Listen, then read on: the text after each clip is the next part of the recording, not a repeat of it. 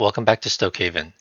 In this video, we'll finish Alex and Sam's household profile, earned income, Social Security, Alex's first pension, and the home. Last time we set up Alex and Sam and entered their accounts. Let's go ahead and fill in the remaining inputs in their household profile. Once this is done, we can cover how to build a scenario in the next video. Let's start with the income section. This section holds two different things, earned income at the top and Social Security below the divider. Starting with the earned income, there are two boxes.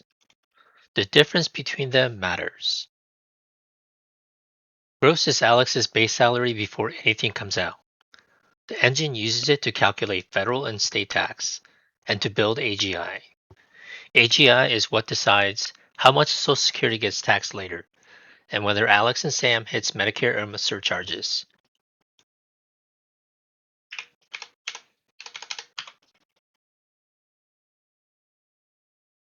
Net is different. Net is what actually lands in the bank account after the withholdings, the contributions, the premiums, and anything else coming out of the paycheck. You might expect Stokehaven to calculate this from the gross figure, but it deliberately doesn't. Payroll deductions vary enormously from household to household. Health plan tier, dental and vision, union dues, flexible spending, and other allotments. They also shift from year to year, meaning any net figure derived from gross would be an estimate stacked on assumptions. This is why Stokehaven asks for the net income instead of guessing, because a retirement projection is only as good as the spending and the saving underneath it.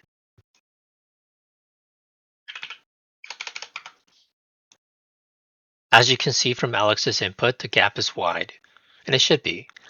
Alex puts $20,000 a year into the TSP, and that money is already gone before this number. Stokehaven never subtracts it again. Net income is what the projection compares against the spending. Salary growth is a compound annual rate. 2% is the default, and while it's a very conservative number, we'll just use it. Now let's move on to Social Security. One thing to get right here, enter the monthly benefit at the age you actually plan to claim, not your full retirement age, unless those happen to be the same. Stokehaven uses this number exactly as entered. Alex plans to claim at 67, and the statement estimate is $2,100 a month. If you don't have a figure handy, obviously you can log into your Social Security account and get that number, or you can click on this link and you can use the Social Security quick calculator. Let's move on to the first pension. This is a section that makes Stokehaven stand out. The first pension rules are coded into Stokehaven's calculation engine. The minimum retirement age, multiplier step-ups to 1.1% at age 62, cost of living adjustments, survivor elections, age-related reductions, deferred retirement tiers, SRS earnings offset, to name a few. These are all modeled. Starting with the retirement type, Alex is retiring at 57, which is his MRA, with 30 years of service. So we'll use regular here, which is the default. Worth noting, if you pick a combination that doesn't actually qualify, Stokehaven shows you a note and also names the type you'd really fall under. I'll show you right now.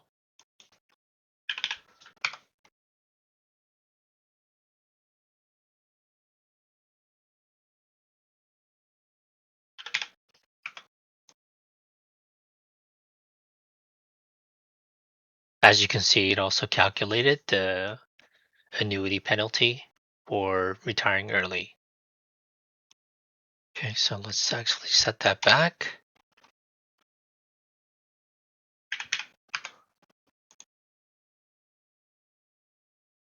Next is a survival benefit.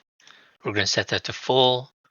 And just to be clear, this one gets misread constantly. The percentage shown is the reduction to your annuity. It is not the share that your survivor receives. Full means the pension annuity is cut by 10%, and Sam will receive 50% of the unreduced amount if Alex dies first.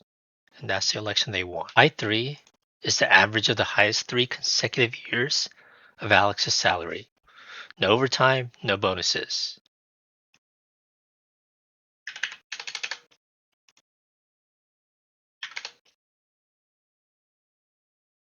Credible service is not simply years employed. It includes civilian FERS service, military time if you pay the deposit, and unused sick leave. Your HR office can confirm your credited total. And the panel on the right, this fills in immediately. This is your unreduced total, and this is with the survivor benefit. And this is your monthly payout. One more input, the special retirement supplement. The SRS is a bridge. OPM pays it from your retirement date until 62, and then approximates the Social Security you earned through federal service. Alex qualifies because he has a regular retirement at MRA with full benefits. MRA plus 10 and deferred retirements don't get it, which is one reason why the retirement type field matters so much. It asks for the Social Security benefit at 62, which is a different number from the one that we entered upstairs. Alex's statement shows about 1470.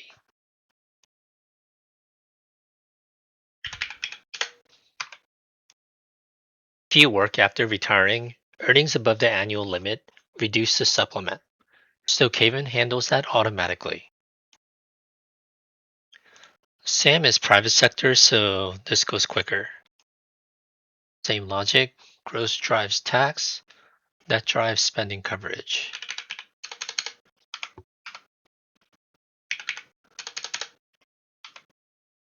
Sam's 401k contribution is already out of that net figure.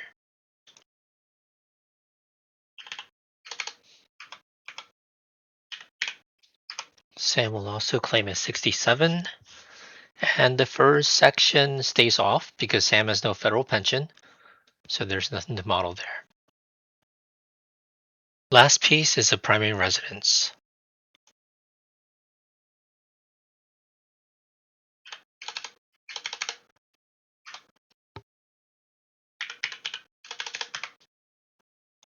The market value of Alex and Sam's house is roughly 600,000 with a 175,000 mortgage.